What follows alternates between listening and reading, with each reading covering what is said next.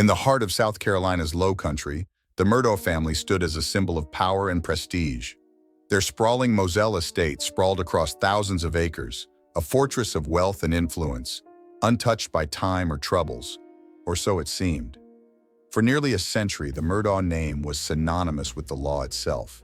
Alex Murdaugh, the family patriarch, carried on this legacy as a successful lawyer, known for his sharp wit and even sharper legal mind. Maggie, his wife, was the gracious hostess, the glue that held their family together, while their sons, Paul and Buster, represented the future of this dynastic family. But behind the polished veneer of Sunday brunches and courtroom victories lay a web of secrets. Maggie had been feeling uneasy for months. Her closest friend, Vanessa, had seen the shift. "It's not the same anymore," Maggie had confided over coffee one afternoon. "Alex is distant, and Paul, he's out of control." Maggie's voice had trailed off, her usual confidence dimmed by a shadow of fear. Vanessa had tried to reassure her, but Maggie's eyes betrayed her concerns. The cracks in their perfect image deepened after a tragedy struck in 2019. Paul, brash and impulsive, had been at the helm of a boat crash that claimed the life of 19-year-old Mallory Beach.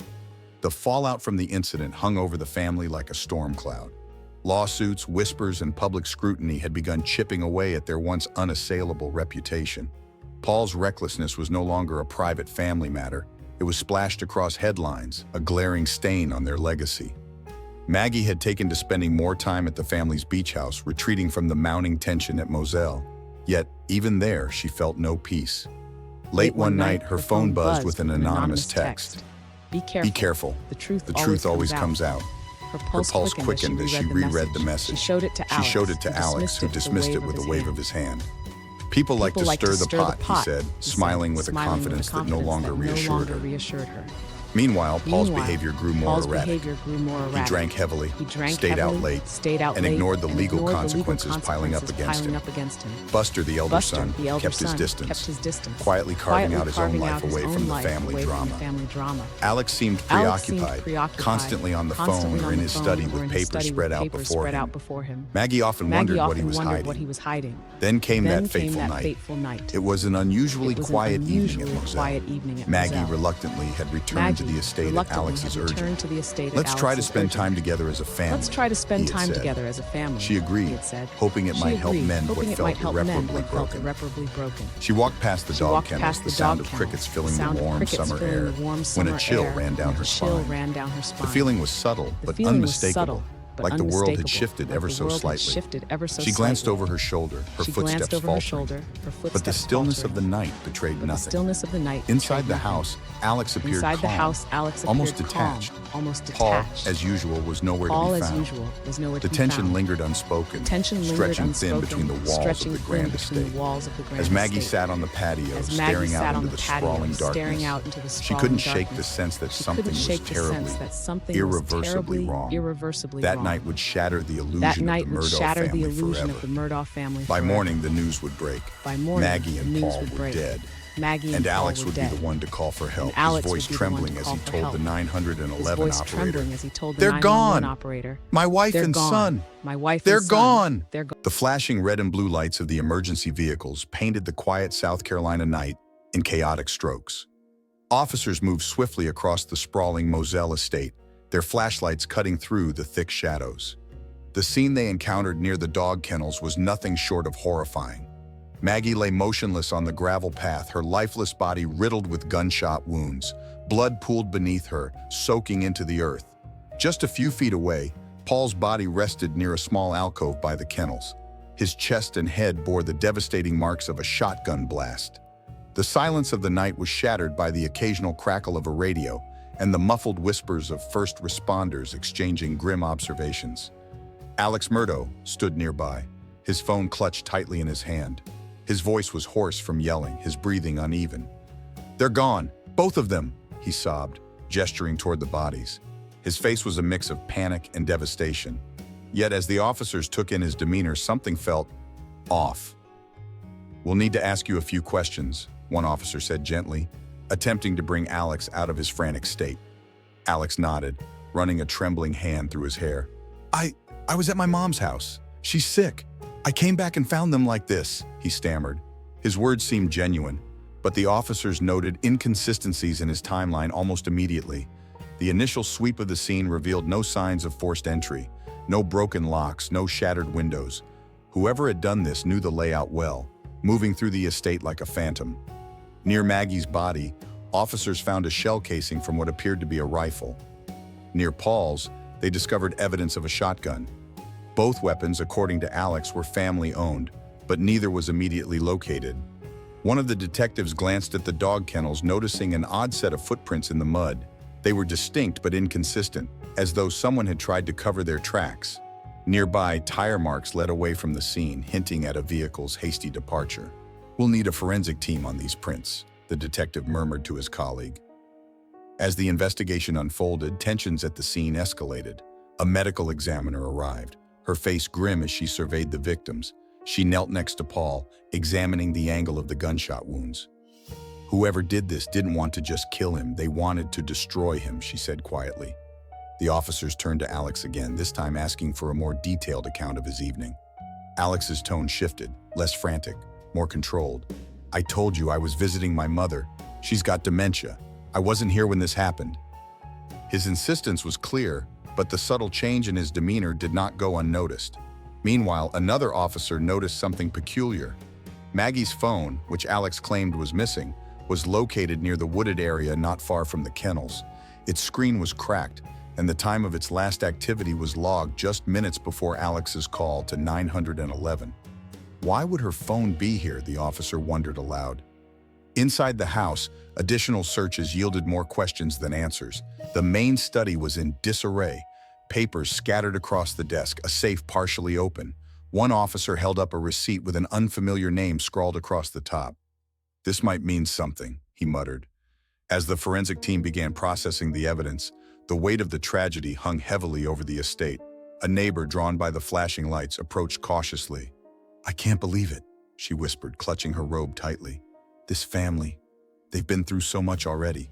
But the officers exchanged uneasy glances. For all the sympathy Alex's anguish seemed to demand, the scene was far too clean, too precise. And Alex's story, for all its emotional intensity, wasn't adding up. "We'll need to speak with everyone who had access to the estate," the lead investigator said firmly, addressing his team. "This wasn't random. Whoever did this knew what they were doing." The night stretched on as the investigation deepened. Alex remained at the scene, his hands trembling as he leaned against one of the police vehicles. "Who would do this?" he murmured, almost to himself. But as the officers continued their work, their suspicion was beginning to take shape. The question wasn't just who had done this, but why. The morning sun crept over the horizon, casting long shadows across the Moselle estate. By now, the news had spread like wildfire. The Murdaugh family, once a symbol of invincibility, was at the center of a double murder investigation. Reporters gathered outside the estate's gates, their lenses capturing every movement. Inside, the air was thick with tension, as investigators pieced together the threads of a story that was quickly unraveling. Detective Miller leaned over the desk in the main study, examining the scattered papers.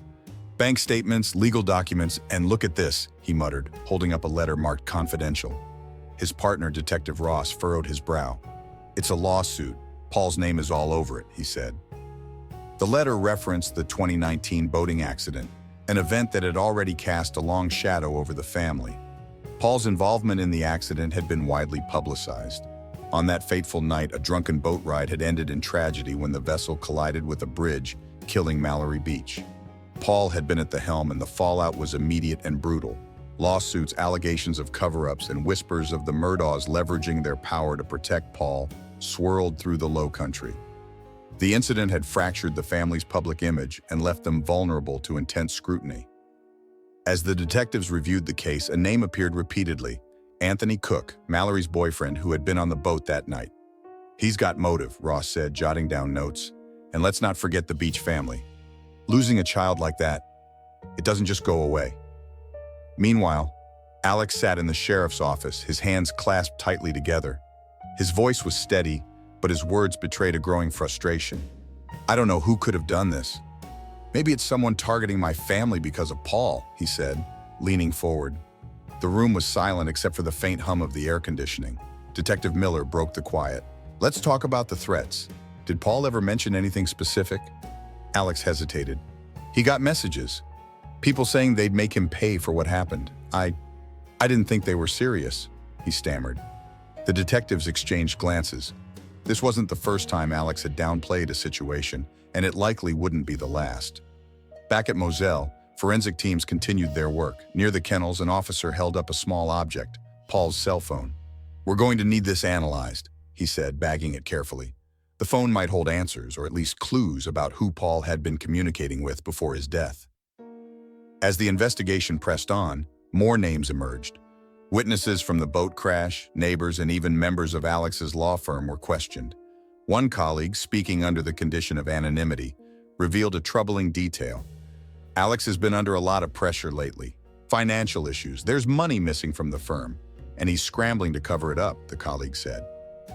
The information added a new layer to the growing suspicion surrounding Alex. The investigators were now juggling two narratives, one pointing toward external threats linked to Paul's past, and another suggesting internal strife rooted in Alex's financial dealings. Both paths seemed plausible, but neither provided clear answers. Every lead deepened the mystery. In the quiet hours of the evening, Detective Ross sat alone at his desk, reviewing photos of the crime scene. He stared at the tire tracks leading away from the kennels. They didn't match any of the vehicles on the property. "This wasn't random," he whispered to himself. "Whoever did this had a plan." The trail of accusations was growing longer, and with each new revelation, the Murdaugh family's secrets became harder to keep buried. The question remained, was this a case of revenge for a tragedy that had never been resolved, or something far darker, lurking within the family itself? The gentle hum of waves lapping against the shore offered little solace to Maggie Murdaugh as she sat alone on the deck of the family's beach house.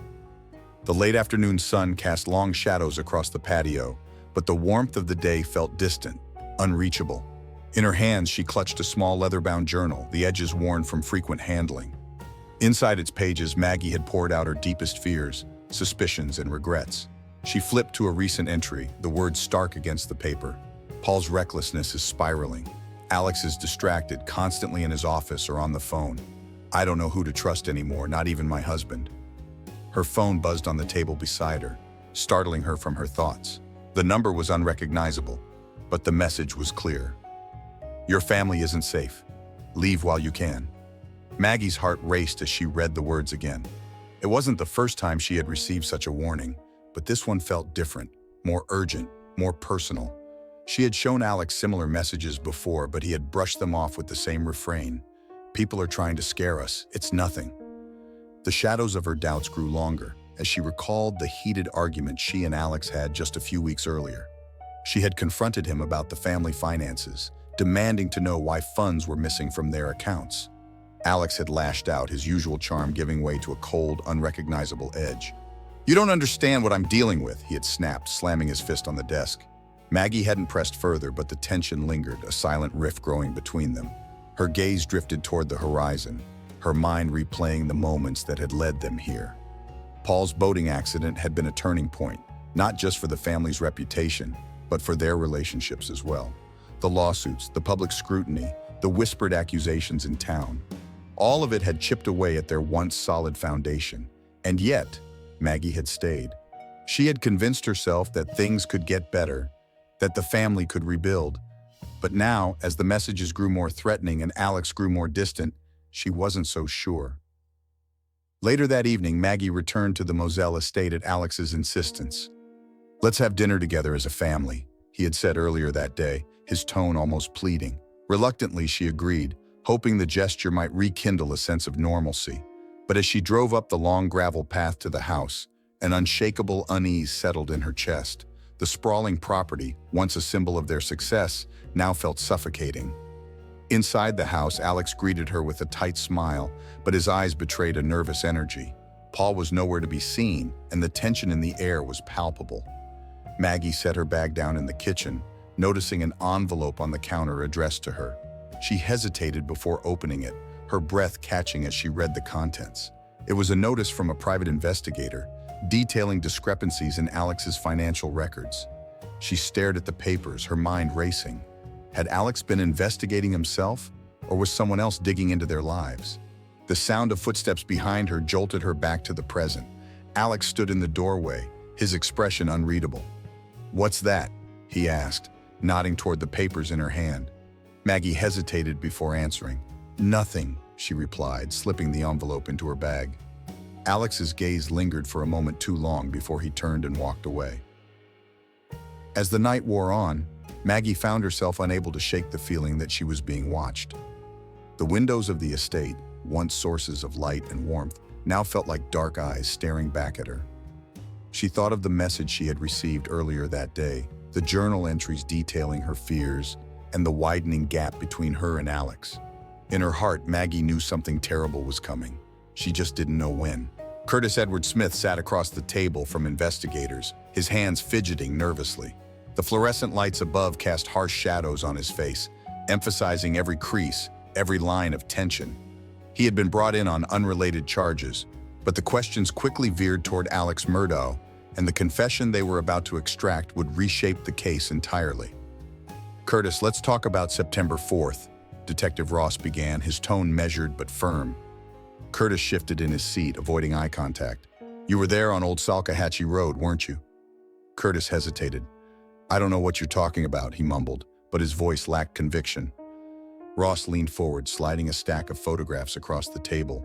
They showed Alex's car on the roadside, bloodstains visible on the driver's seat. "These say otherwise," Ross pressed, "and we both know this wasn't a random incident." The room fell silent, the weight of the evidence bearing down. Finally, Curtis exhaled sharply, his resolve breaking. "Fine," he said, his voice barely above a whisper. "I was there, but it wasn't what you think." "What was it then?" Ross asked, his pen poised over his notebook. Curtis's eyes darted between the detectives before settling on the floor. "Alex called me, said he needed help, said he wanted to end it all. He wanted me to shoot him." The confession sent a ripple through the room. Ross exchanged a glance with his partner, Detective Miller. "Why would he want that, Curtis?" Miller asked. Curtis shrugged helplessly. "He said it was for Buster, insurance money. $10 million or something like that." Ross's pen scratched furiously against the notebook. "You mean to tell me Alex wanted you to kill him so his son could collect the payout?" he clarified, his voice tinged with disbelief. Curtis nodded. "Yeah, that's what he said. I didn't want to do it, but he kept pushing." The story was surreal, almost too bizarre to believe. Alex Murdaugh, a man from one of the most powerful families in South Carolina, had staged his own attempted murder in a desperate bid to secure his son's future. But as Curtis continued, the narrative darkened. "He wasn't just worried about money," Curtis added, his voice low. "He said things were closing in on him, the lawsuits, the firm, Maggie. Everything was falling apart. He said he couldn't take it anymore." Maggie. Her name hung in the air like a ghost. "What about Maggie?" Ross asked sharply. Curtis hesitated, his face tightening. He didn't say much, just that she was asking too many questions. Said she didn't understand the pressure he was under. The detectives pressed further. "Did Alex ever mention anything about Paul or the murders?" Miller asked. Curtis froze, his expression unreadable. For a moment, it seemed he wouldn't answer. Then slowly, he nodded. He said he didn't do it. But the way he said it, I don't know. He sounded scared, like maybe he knew something, or someone. Curtis's words trailed off, leaving the implication hanging ominously in the air. Back at the precinct, Ross and Miller pored over Curtis's statement. It added layers of complexity to an already convoluted case. If Alex was willing to orchestrate his own death for financial gain, what else was he capable of? And who else might be involved? Meanwhile, Alex's legal team scrambled to contain the fallout. News of the staged suicide attempt had already made headlines, and public opinion was shifting rapidly. For many, the revelation confirmed what they had suspected all along. Alex Murdaugh was a man desperate to protect himself at any cost. But the confession raised as many questions as it answered. Why had Alex chosen Curtis, a man with his own troubled history, to carry out such a plan? And if Alex was truly innocent of Maggie and Paul's murders, why did his actions reek of guilt? As the detectives prepared for their next steps, one thing was clear. The web of lies surrounding Alex Murdaugh was far more intricate and far more dangerous than anyone had anticipated. The hum of the forensic lab was almost hypnotic, punctuated by the occasional click of a mouse or the soft whir of machinery. Detective Miller sat hunched over a monitor, his eyes scanning lines of data extracted from Paul's phone. Every pixel on the screen felt like a clue waiting to be unraveled, and the tension in the room was palpable. "This video might be our break," Miller said, motioning to his colleague, Detective Ross. On the screen, Paul's shaky footage showed the kennels at Moselle, illuminated by the faint glow of a flashlight. His voice was audible in the background, sharp and confrontational. "Why are you here? What do you want?" The camera briefly panned to a blurry figure in the distance, a man standing stiffly, his features obscured by darkness. Ross leaned in closer, his brow furrowing. "Who is that?" he muttered. Miller shook his head. "That's what we need to find out. But look at the timestamp, 9:06 p.m. That's less than an hour before the murders." The phone's metadata painted an even more damning picture. Paul had received several missed calls and texts in the minutes leading up to the video, one of which read, "We need to talk, now." The sender's number was unlisted, but the urgency was clear. Miller flagged it for further analysis. Across the room, another technician was working on Maggie's phone. The device had been found near the wooded area by the kennels, its screen shattered. The last activity on her phone was chilling, a call to Alex Murdaugh at 9:07 p.m. that lasted only a few seconds. The call went unanswered. "So she tried to call him," Ross mused. "But why drop the phone?" Forensic evidence from the phones was only one piece of the puzzle. GPS data from Alex's vehicle provided another. Contrary to his claims of being at his mother's house the entire evening, the car's navigation system placed him at Moselle for approximately 20 minutes before the time of the murders. The data showed the car leaving the estate at 9:18 p.m., heading toward his mother's home, just as Alex had described in his alibi. But the timing was too tight to ignore. Back at Moselle, another discovery added to the mounting evidence. An officer dusting the area around the kennels noticed a faint smear on the doorframe. A closer inspection revealed it to be a partial handprint, stained with blood. "It's fresh," the officer said, stepping back to let the forensics team collect the sample. The print's size and shape suggested it belonged to a man, possibly Alex, possibly someone else. The analysis was expedited. Meanwhile, the detectives pieced together a troubling sequence of events. Maggie's journal, coupled with her phone data, suggested she had been growing increasingly wary of Alex. One entry read, "He's hiding something. I feel it." The same sentiment echoed in her text to a close friend earlier that evening. "I don't think I can trust him anymore. He's different." Ross stared at the board in the precinct's evidence room, now covered with photos, maps, and timelines. "Every piece of this points back to Alex," he said, his voice heavy. "The timeline, the GPS, the phone calls, it all fits." Miller nodded but added cautiously, "Maybe, but we're still missing something. The person in Paul's video, he's the key. Who is he?" The video was sent for enhancement, but the process would take days. In the meantime, detectives followed another lead, a series of encrypted messages sent from Alex's phone to an unknown recipient 2 days before the murders. The content was vague, mentions of handling it and buying time, but the tone was undeniably ominous. "He knew something was coming," Ross said quietly. As the evidence piled up, so did the questions. The digital breadcrumbs left in Paul's phone, Maggie's messages, and Alex's GPS told a story of tension, fear, and lies. But the most critical question remained unanswered: who had pulled the trigger and why? The courtroom was packed. Rows of wooden benches creaked under the weight of spectators who had gathered to witness the unraveling of one of South Carolina's most prominent families. At the center of it all sat Alex Murdaugh, his face a mask of stoic calm. But beneath the surface, the walls were closing in. The prosecution wasted no time. Lead prosecutor Sarah Daniels stood before the jury, her voice sharp and unwavering. "Ladies and gentlemen, this is not just a case of murder. This is a case of lies, greed, and desperation," she began, pacing with deliberate confidence. "The evidence will show that Alex Murdaugh orchestrated the deaths of his wife and son to cover up his spiraling financial crimes." Daniels called her first witness, a forensic analyst. Displayed on the courtroom's monitors was the enhanced video recovered from Paul's phone. The grainy figure captured near the kennels on the night of the murders had been clarified just enough to send a ripple through the crowd. It bore a striking resemblance to Alex. The timestamp glowed ominously in the corner of the screen, 9:06 p.m. The defense quickly objected, citing the poor quality of the footage, but the damage was done. The jury's eyes flicked between Alex and the screen, their curiosity unmistakable. Next, Daniels presented the forensic evidence. The bloody handprint found on the doorframe near the kennels, a DNA match to Alex, The GPS data from his vehicle, a damning contradiction to his alibi. Mr. Murdaugh claims he was visiting his ailing mother during the time of the murders, Daniel said, her tone razor-sharp. But his car's own navigation system places him at Moselle. Alex's attorney, Richard Holmes, rose to cross-examine, his voice steady but tinged with urgency. GPS systems aren't infallible, he argued. And as for the handprint, there's no proof it was left on the night of the murders. But Holmes's argument seemed to bounce off Daniel's, who responded with calculated precision, dismantling each point with the weight of evidence. Then came the surprise witness, a former paralegal from Alex's law firm. Nervously, she took the stand, clutching a folder of documents. Her testimony was like a grenade thrown into the courtroom. "I discovered irregularities in the firm's accounts," she said, her voice trembling. "Alex was funneling money into a private account. When I confronted him, he said he'd handle it, but I knew something was very wrong." The room buzzed with murmurs as she handed over the documents. They detailed a paper trail of embezzlement, with Alex siphoning millions from clients in the firm. The financial motive for the murders became clearer with each page the jury saw. Holmes attempted damage control, redirecting the focus to Alex's supposed love for his family. "Is it possible," he asked, "that my client was under immense stress and made poor decisions, but not murder?" It was a desperate gambit, and Daniels pounced.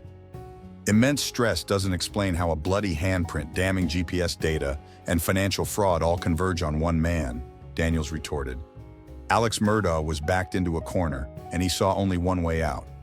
As the day's proceedings wound down, Alex was called to the stand. It was a calculated risk by his defense team. He spoke calmly, his voice steady, but his eyes betraying flickers of unease. "I loved my wife and son," he said, his voice catching. "I would never hurt them." Daniel's cross-examination was brutal. "You say you loved them," she said, pacing slowly. "But what about the financial ruin you brought upon them? What about the lies you told? And what about the video, the GPS, the DNA? Do you deny any of it?" Alex hesitated. The silence was deafening. "I can't explain everything," he finally said. "But I didn't kill them." The room erupted into whispers, but Daniels wasn't finished. She leaned in, her voice low but cutting. "You can't explain it because the truth is too damning." As the jury filed out, their expressions a mix of curiosity and unease, Alex sat motionless, his hands folded tightly in his lap. The web of evidence around him had tightened considerably, leaving little room for doubt. But the question lingered. Was the case truly airtight, or had the real killer slipped through the cracks of even this unrelenting investigation?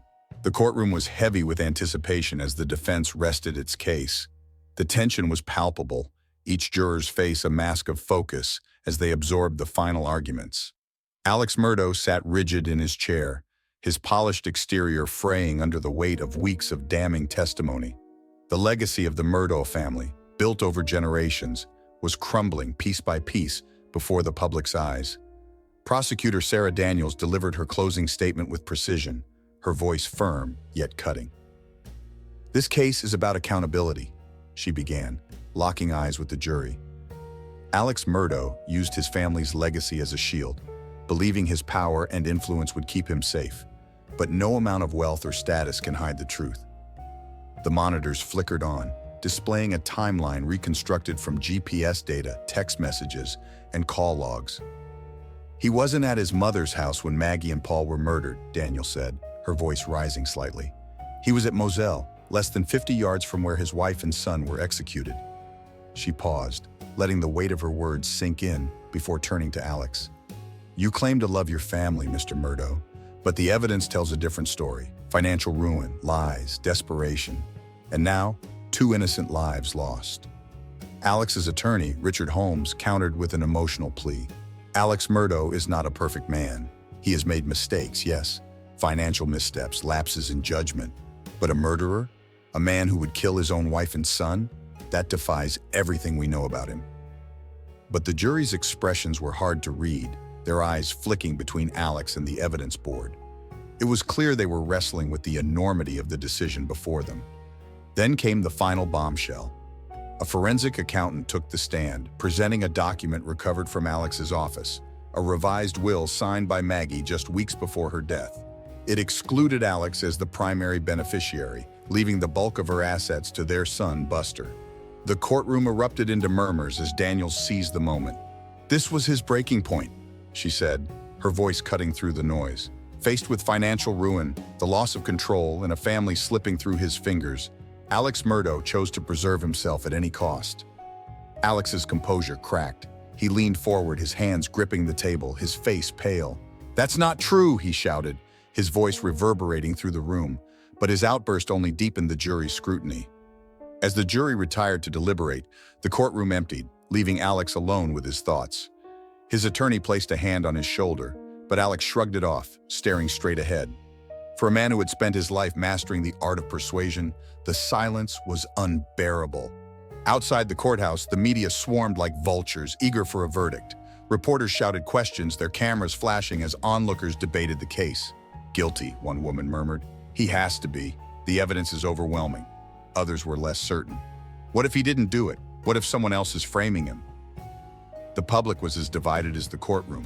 Inside, the jury returned after hours of deliberation. The foreperson handed the verdict to the judge, her expression neutral, but her hands trembling slightly. The room fell silent, the air thick with anticipation. "On the charge of murder in the first degree," the judge began, his voice measured, "we find the defendant, Richard Alexander Murdaugh, guilty." Gasps rippled through the room. Alex slumped in his seat, his jaw tightening as his attorney whispered something in his ear. In the gallery, Buster sat stone-faced, his expression unreadable, while members of the Beach family quietly clasped hands, their eyes glistening with relief. As Alex was led away in handcuffs, the weight of his fall from grace became starkly apparent. The man who once wielded unparalleled power in South Carolina's legal system was now just another inmate, his family's legacy in tatters. The Moselle estate, once a symbol of the Murdaugh dynasty, now stood as a hollow reminder of what had been lost. The sprawling property, its secrets laid bare, was slated for auction, its proceeds destined to pay restitution for Alex's many victims. Outside, the skies darkened, a fitting metaphor for the end of a family's reign. The name Murdaugh, once spoken with reverence, was now a cautionary tale, a legacy destroyed by greed, lies, and murder. The courtroom was silent, the kind of silence that seemed to amplify the sound of every breath, every rustle of paper. All eyes were on the jury foreperson, who stood clutching the verdict form with trembling hands. The judge's voice broke the tension. "Madam Foreperson, has the jury reached a unanimous verdict?" "Yes, Your Honor," she replied, her voice steady but quiet. She passed the paper to the bailiff, who carried it to the judge. He unfolded it slowly, his expression unreadable as he scanned the words. The judge cleared his throat. "On the charge of murder in the first degree, we find the defendant, Richard Alexander Murdaugh, guilty." A collective gasp rippled through the courtroom. Alex's shoulders sagged, but his face remained stoic, his eyes fixed on a point somewhere beyond the judge. To the right, Buster Murdaugh sat motionless, his hands clasped tightly in his lap. Behind him, members of the Beach family exchanged glances, their expressions a mixture of relief and sorrow. The judge continued, his voice firm. "This court sentences the defendant to life imprisonment without the possibility of parole for the murder of Maggie Murdaugh. Additionally, the court imposes life imprisonment without parole for the murder of Paul Murdaugh. These sentences will run consecutively." Alex's attorney, Richard Holmes, stood and placed a hand on his client's shoulder. "We will appeal," he said softly, though his words felt hollow even to himself. Alex nodded faintly, but his eyes betrayed no emotion. The man who once controlled so much, his family, his firm, his community, was now utterly powerless. As Alex was led out of the courtroom in handcuffs, murmurs filled the air. Reporters outside scrambled for their microphones, broadcasting the verdict to a nation that had followed the case with morbid fascination. The Murdaugh dynasty had fallen, its reputation forever tarnished. The Beach family gathered outside the courthouse, speaking briefly to the media. "This doesn't bring Mallory back," her mother said, tears glistening in her eyes. "But maybe now, people will see that justice can prevail, even against the powerful." Inside, Buster lingered, his face pale and unreadable. He avoided eye contact with the press, slipping quietly out a side door.